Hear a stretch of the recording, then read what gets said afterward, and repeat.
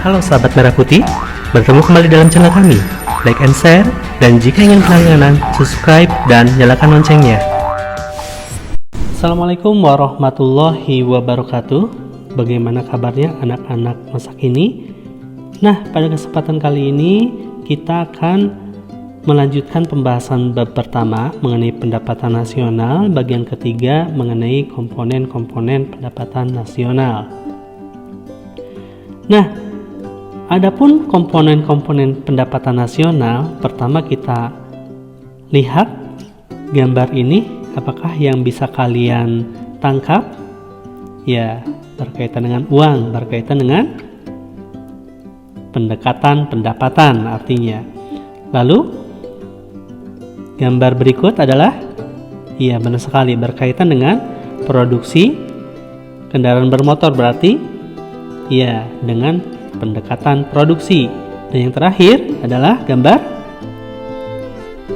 gambar konsumsi, berarti konsumsi berkaitan erat dengan pendekatan pengeluaran. Nah, ketiga pendekatan ini akan dibahas secara tuntas di slide berikutnya. Kita awali dengan pendekatan pendapatan.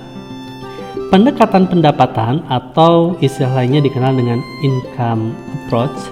Ini merupakan suatu pendekatan yang menyatakan pendapatan nasional diperoleh dengan cara menjumlahkan pendapatan dari berbagai faktor produksi yang memberi sumbangan terhadap proses produksi.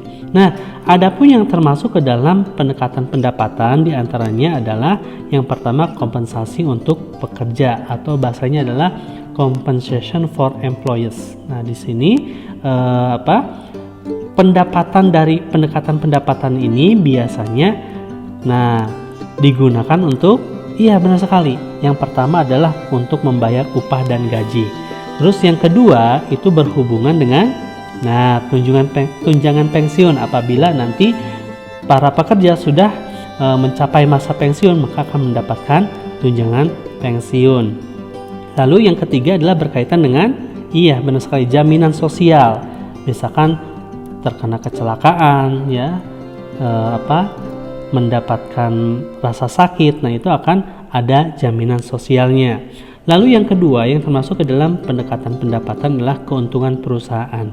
Nah, keuntungan perusahaan ini dinamakan juga sole proprietor income, ya, di mana di sini pertama keuntungan perusahaan itu digunakan untuk membayar pajak, ya, setiap pembelian, setiap pengadaan yang diadakan di perusahaan tersebut.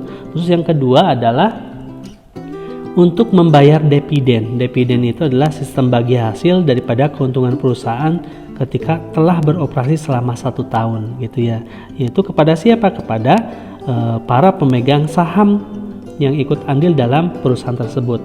Yang ketiga, keuntungan perusahaan ini digunakan untuk laba ditahan. Maksudnya apa, Pak? Laba ditahan ini. Laba ditahan ini ya digunakan oleh perusahaan untuk mengembangkan, untuk meningkatkan performa perusahaan supaya di tahun depan lebih baik lagi.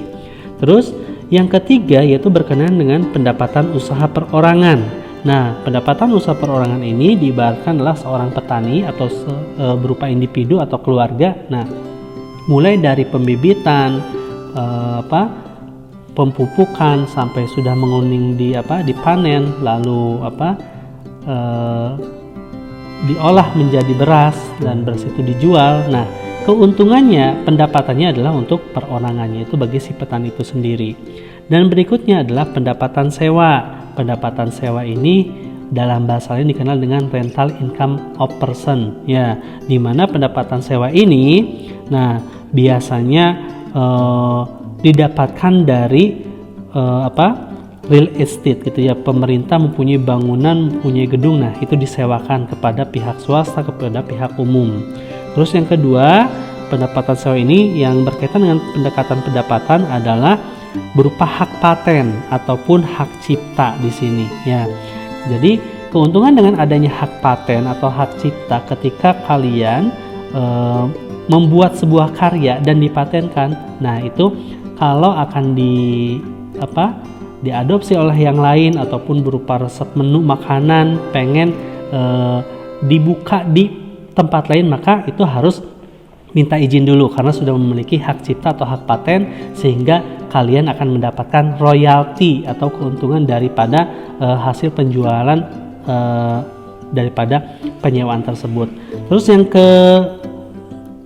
selanjutnya adalah bunga neto. Bunga neto ini atau net interest ini ya didapatkan daripada bunga yang dibayar dikurangi bunga yang diterima lalu ditambahkan bunga neto dari luar negeri gitu ya. Itu adalah disebut dengan bunga neto. Untuk lebih jelasnya, pendekatan pendapatan ini ada rumus ataupun pendekatan di sini. Y sama dengan W ditambah R ditambah I ditambah P, di mana Y pendapatan nasional atau dikenal juga dengan istilah national income, W pendapatan daripada upah, gaji, dan pendapatan sebelum pajak, R pendapatan bersih dari sewa atau rental income, I pendapatan dari bunga, P pendapatan dari keuntungan perusahaan dan usaha perorangan. Untuk lebih jelas memahami rumus ini, kita langsung ke contoh soal. Nah, di sini ada data dalam bentuk jutaan rupiah, di mana di sini ada sewa tanah ya 950.000. Ini sebenarnya dalam jutaan rupiah, berarti tinggal ditambahkan nolnya 6, berarti 950 miliar. Namun untuk memudahkan perhitungan kita buat dalam ratusan ribu sampai jutaan. Nah, di sini sewa tanahnya ada 950.000, upah tenaga kerjanya 750.000. Untuk bunga modalnya 250.000, laba pengusahanya adalah 50.000, pengeluaran konsumsinya 1 juta, pengeluaran investasinya 800 ya. Pengeluaran terus untuk ekspornya 1.200.000, impornya 500.000 dan pengeluaran pemerintahnya 600.000. Nah, dari data yang ada yang merupakan pendapatan nasional ini jika dihitung dengan pendekatan pendapatan, maka sesuai rumus kita tuliskan kembali rumusnya, lalu ini kisi-kisinya untuk memudahkan kita untuk memasukkan angka-angkanya. Nah, W itu adalah pendapatan dari upah dan gaji. Apakah di sini ada yang termasuk ke dalam pendapatan upah atau gaji? Iya, benar sekali, yaitu upah tenaga kerja sebesar 750.000. Kita tuliskan juga di bawahnya ya. Nah, yang kedua adalah yang harus dimasukkan adalah R itu adalah pendapatan bersih dari sewa. Apakah ada pendapatan sewa? Benar sekali, yaitu sewa tanah sebesar 950.000. Kita tuliskan juga di bawahnya. Lalu selanjutnya I itu berhubungan dengan pendapatan dari bunga. Apakah ada? Iya, benar sekali, yaitu berupa bunga modal sebesar 250.000. Kita tuliskan juga. Dan terakhir yang ingin kita masukkan adalah berupa P. P itu adalah keuntungan perusahaan atau laba perusahaan. Di sini ada, iya benar sekali, yaitu laba pengusaha sebesar 50.000. Kita tuliskan juga. Nah, tinggal kita jumlahkan ya. Di sini silahkan dengan cara terbaik kalian dalam menjumlahkan hal ini. Nah, di sini ada Bapak berikan 750.000 tambah 250.000 berarti 1 juta. Selanjutnya 950.000 tambah 50.000 yaitu 1 juta juga. Berarti pendapatan nasional dengan pendekatan pendapatan ini yaitu sebesar, benar sekali, 2 juta rupiah. Oke, mudah bukan? Oke, kita lanjut ke pendekatan yang kedua, yaitu berkenaan dengan pendekatan produksi atau bahasa lain kita kenal dengan istilah production approach. Nah, pendekatan produksi ini yaitu pendekatan dengan cara menjumlahkan nilai tambah seluruh barang dan jasa yang dihasilkan oleh berbagai faktor ya dalam perekonomian tentunya ya. Oke, apa saja Pak yang mempengaruhi pendekatan produksi ini? Nah, yang mempengaruhi pendekatan produksi ini adalah dari pertanian, misalkan berupa padi, berupa jagung, sayuran, umbi-umbian ya. Peternakan ada peternakan unggas, peternakan sapi, kuda, kambing ya. Dari hutan adalah hasil berupa kayu ya yang harus diolah lebih lanjut sehingga mempunyai harga jual yang lebih tinggi. Perikanan ada perikanan darat, perikanan laut ya. Terus selanjutnya yang termasuk pendekatan produksi itu adalah pertambangan dan penggalian serta industri pengolahannya gitu ya. Nah, di sini Indonesia ini sangat kaya sekali dengan kekayaan alam, seperti yang kita ketahui bahwa di Aceh kaya dengan minyak, ya, di Kalimantan kaya dengan batu bara, di Martapuranya kaya dengan emas, lalu di Pulau Jawa, di Banten kaya dengan besi atau baja, ya. Terus di Sulawesi kaya dengan aspal, dan di Papua kaya dengan emas, dengan PT Freeport-nya itu, ya. Nah, ini sangat penting sekali dalam pendekatan produksi yang menjadikan pendapatan nasional. Terus yang ketiga adalah listrik, ya, gas dan air bersih. Listrik kita ketahui bersama itu dinaungi oleh suatu lembaga yaitu berupa PLN, ya. Air bersih oleh PDAM. Terus selanjutnya yang termasuk pendekatan produksi adalah bangunan atau konstruksi. Nah, ini juga penting, ya. Penting bagi pemerintah sebagai pendapatannya, karena dari tadi barang tambang, dari yang lainnya itu tidak langsung jadi, tetapi harus diolah sebuah industri sehingga jadi bangunan atau konstruksi. Nah, selanjutnya adalah perdagangan, ya, perdagangan, hotel dan restoran gitu, ya. Ini merupakan pendekatan produksi namun lebih ke sektor jasa. Dan terakhir yang termasuk pendekatan produksi adalah pengangkutan, ya. Pengangkutan misalkan ada Damri, PT KAI, ya. Terus ada apa lagi? Ya, dan sebagainya, PT Pelni dan sebagainya. Nah, dan perusahaan jasa. Kalau komunikasi kita ketahui bersama bahwa di Indonesia ini dinaungi oleh Telkom. Nah, adapun persamaan dari pendekatan produksi ini, ya, yaitu di mana NT sama dengan NO dikurangi NI, di mana NT ini nilai tambah, nah NO-nya nilai output, artinya nilai barang yang sudah jadi dikurangi nilai input, nilai barang mentah, gitu, ya. Sehingga dari perhitungan tersebut, ya, akan menjadi pendekatan produksi berupa PDB, di mana PDB ini adalah penjumlahan semua nilai tambah. Nah, untuk lebih memahami tentang persamaan rumus tersebut adalah kita simak dulu contoh soal berikut, ya. Nah, di dalam contoh soal ini tentunya dalam jutaan rupiah, ini hanya untuk memudahkan kita dalam perhitungan saja, di dalam ribuan, ya. Dari sektor produksi perkebunan nilai outputnya itu adalah 1.500, ya, nilai inputnya 1.000. Dari sektor perdagangan 4.000, nilai inputnya 1.500. Sektor industri baja 3.000, nilai inputnya 1.200. Dari sektor pabrik kecap 2.500 dan nilai inputnya 1.200. Dan terakhir dari sektor kerajinan 1.500 dan nilai inputnya 750. Nah, dari tabel yang ada ini kita harus menghitung total output negara tersebut, yaitu dalam bentuk tadi PDB.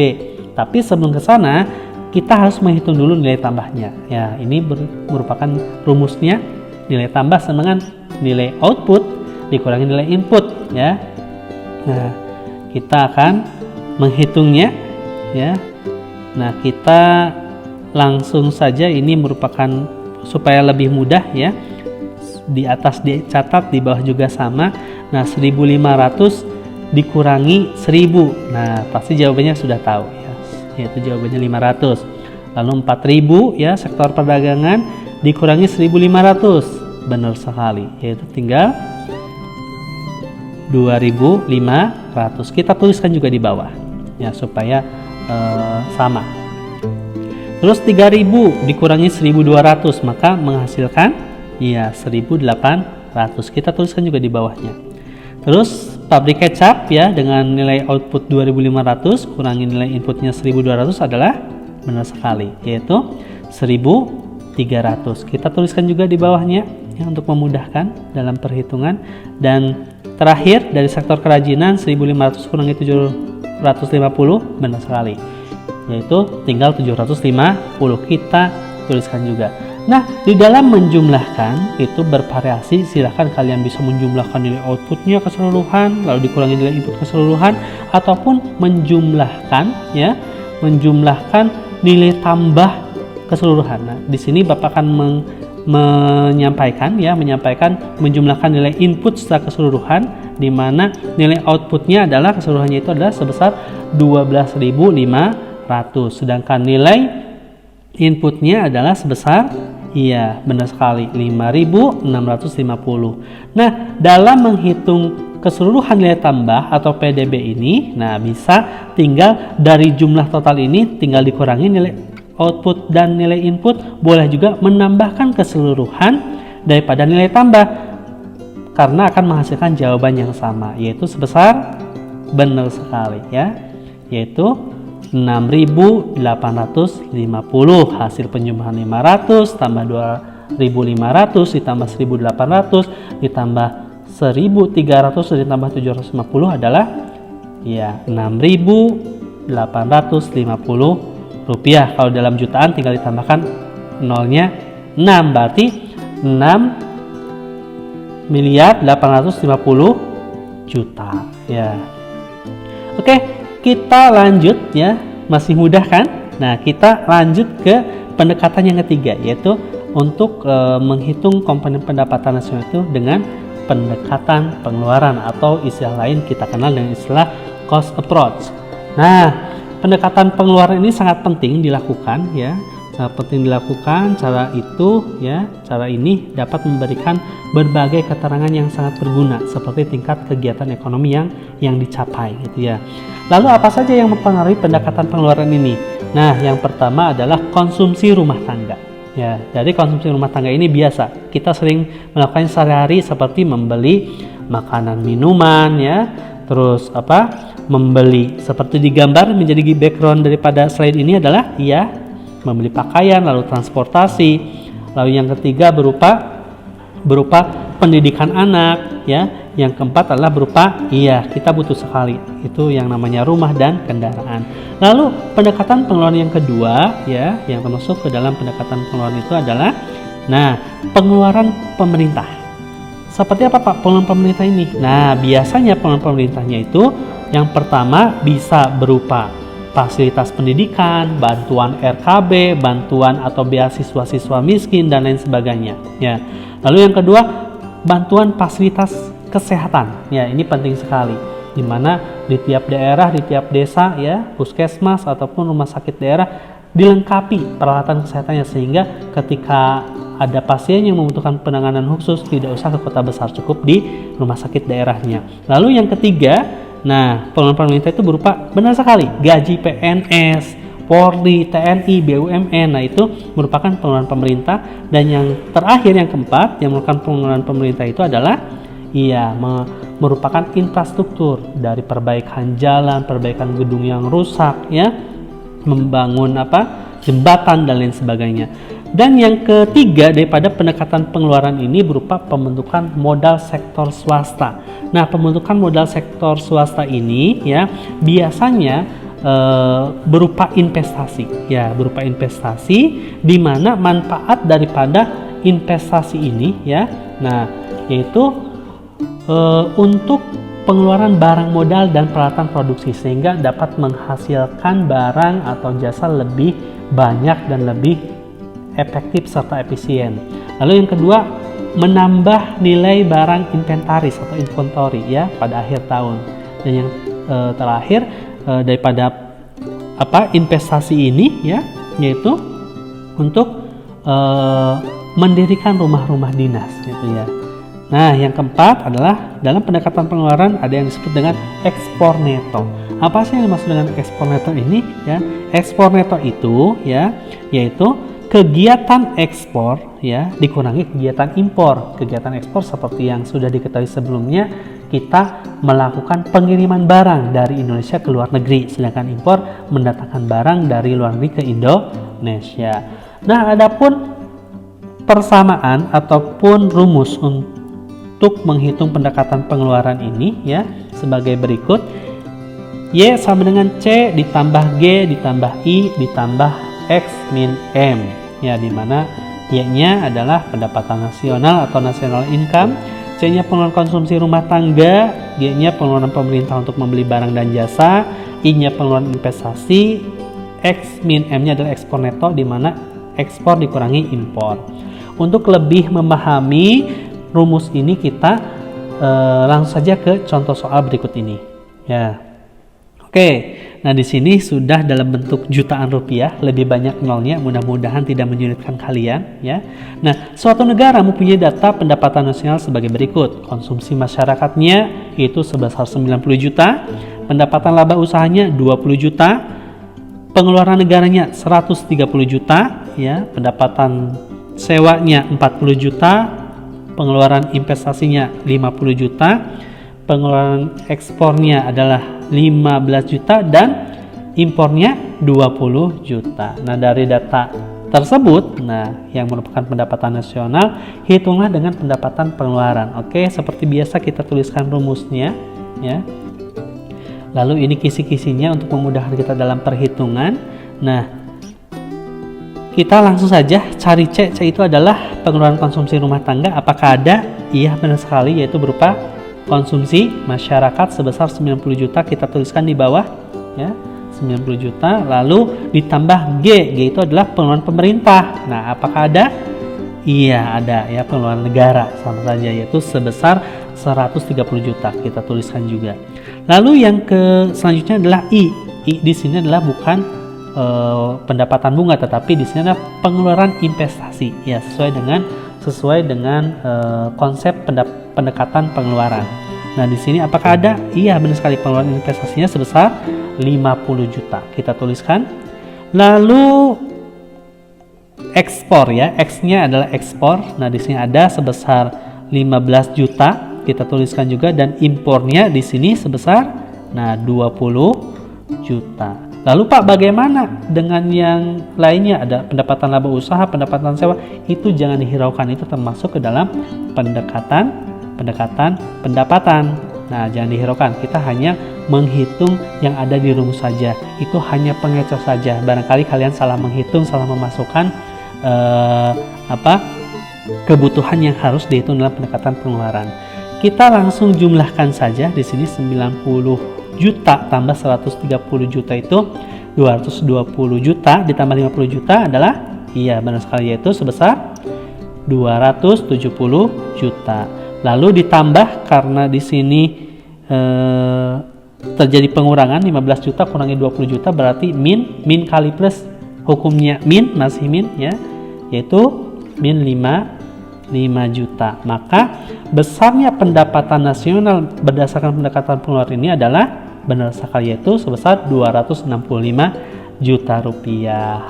Oke, mudah bukan dalam menghitung komponen-komponen pendapatan nasional melalui 3 pendekatan, yaitu pendekatan pendapatan, pendekatan produksi, dan pendekatan pengeluaran.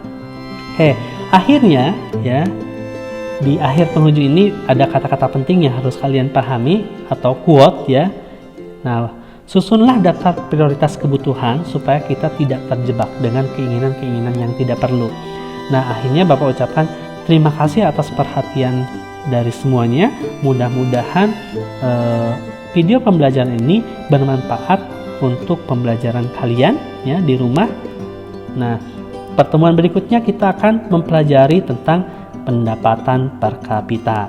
Ya, akhir kata Bapak ucapkan Assalamualaikum warahmatullahi wabarakatuh.